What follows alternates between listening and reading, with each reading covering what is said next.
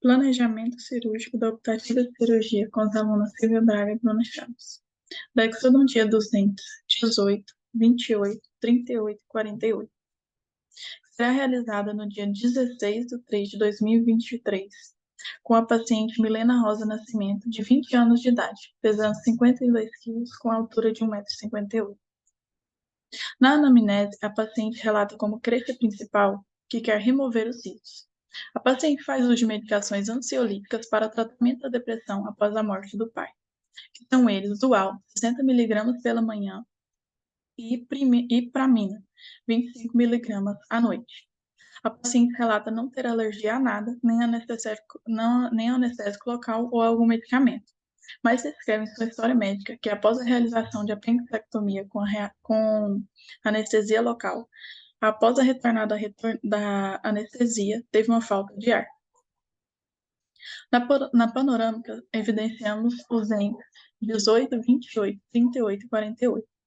Os entes 18 e 28 estão impactados, não aparecendo na cavidade bucal, e eles se apresentam com proximidade do seio.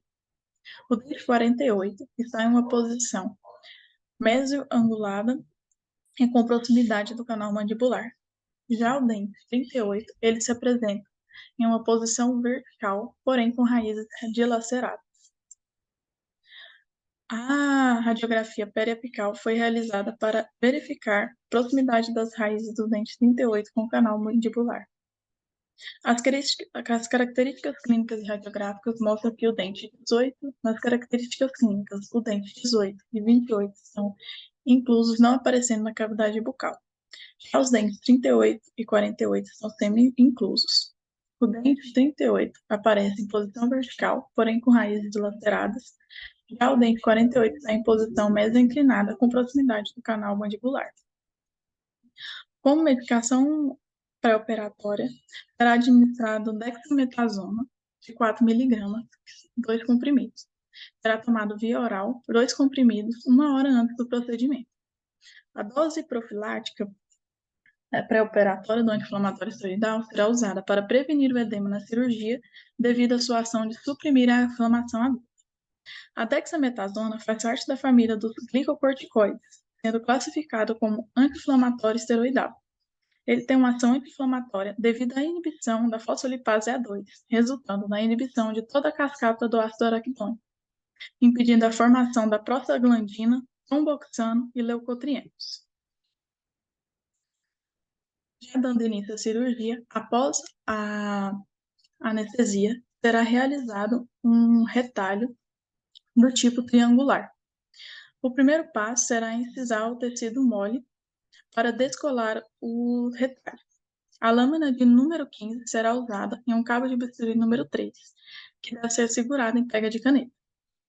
A lâmina deve ser mantida firme em um leve ângulo com o dente ou o osso, e a incisão é feita de trás para frente no sulco gengival, puxando-se a lâmina na direção do cirurgião. Vai ser realizado um movimento contínuo e suave enquanto segura a lâmina em contato com o osso através de toda a incisão, e o descolamento inicial será realizado com a ponta aguda de um elevador número 9, apenas na primeira papila. Quando é feito a relaxante, deve ser iniciado o deslocamento. Vai ser inserido a ponta arredondada do elevador periosteal no meio do retalho e faz uma dissecção com movimento de empurrão de posterior para apical, facilitando o deslocamento rápido e automático do retalho mole, do tecido mole. Uma vez que for descolado o retalho, conforme desejado, o elevador periosteal pode ser usado como afastador para segurar o retalho em sua devida posição, ou o Minnesota. Para conseguir de modo eficaz, segura-se o elevador perpendicularmente ao osso, enquanto se apanha o osso saudável e não se prende o tecido mole entre o cimental e o osso. Nos dentes maxilares, será feita a remoção do terceiro molar impactado. Uma vez que o retalho é rebatido no tecido mole, pode-se remover uma pequena quantidade de osso da vestibular com uma broca 701-702 ou com a ponta do elevador superior. Assim, o dente pode ser removido com a alavanca reta, com movimento de rotação e elevação. Extrai os dentes nas direções vestíbulo distal e oclusal.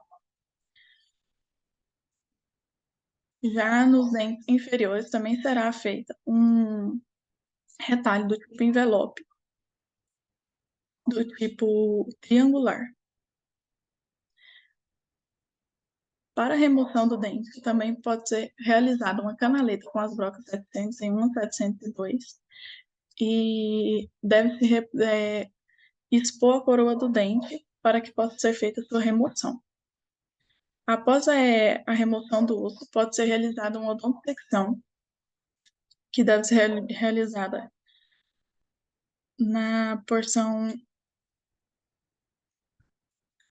central do dente, com movimentos perpendiculares, até 2/3 da coroa. Depois, usa-se a alavanca para terminar de quebrar o dente e retirar a parte distal da coroa. Em seguida, usa uma alavanca reta pequena para fazer a luxação do dente e a sua posterior extração. Sempre durante o uso da broca de alta rotação, o dente deve ser irrigado com uma seringa descartável com soro fisiológico. Após a realização do procedimento da exodontia, deve ser realizado suturas, em primeiro lugar, onde foi feito o retalho, onde foi feita a relaxante, em que a gente pega o tecido pela parte mole e se faz uma incisão na papila, e no alvéolo pode ser realizada uma sutura em formato de X. Com medicação pós-operatória será administrado o ibuprofeno, 600 mg, 9 comprimidos, a tomar de via oral, um comprimido de 8 em 8 horas por 3 dias. Esse anti-inflamatório não esteroidal atua diminuindo a dor, eritema e edema advindos da cirurgia, atuando de forma a evitar os efeitos exacerbados desconfortantes pós-operatórios esperados em uma exodontia. Ele é um anti-inflamatório não esteroidal que atua inibindo a ciclooxigenase e diminuindo a formação de prostaglandinas. Ele é não seletivo, ou seja, inibe a COX-1 e COX-2, possuindo um efeito analgésico e anti-inflamatório. Também será prescrito uma dipirona de 500 mg, são 12 comprimidos, para tomar de via oral, um comprimido de 6 em 6 horas por 3 dias ou enquanto houver dores. Esse analgésico tem a função de modular a dor e evitar o desconforto do paciente pós-operatório. O mecanismo de ação da dipirona é via inibição da síntese de prostaglandina. A dipirona ela inibe a ciclooxigenase, a síntese de tampoxanos e a agregação plaquetária induzida pelo ácido araquidônico e a síntese total de prostaglandina E1 e E2. Nos cuidados operatórios, após a cirurgia deve ser colocado a gaze no local por alguns minutos até o sangramento estancar. O paciente deve ser orientado a não cuspir e a não utilizar canudinho para evitar a pressão negativa e desprendimento do coágulo. A alimentação deve ser controlada, a evitar doces e alimentos remosos. A indicação é nos primeiros dias a tomar alimentos gelados e pastosos e compressa gelada nos 2 primeiros dias pós-operatório, protegida por um tecido para evitar queimaduras na pele do paciente. A compressa quente após 3 dias pós-operatório, caso ainda tenha um inchaço excessivo, pois a vasodilatação faz com que os fluidos presentes no local retornem aos vasos e seja dissipado. Deve-se evitar álcool, cigarros durante a primeira semana pós-operatória. O paciente deve ser orientado a tomar a medicação de forma correta e nos horários indicados. Em caso de inchaço ou dor intensa e persistente, após o terceiro dia do pós-operatório, retornar à clínica para reavaliação.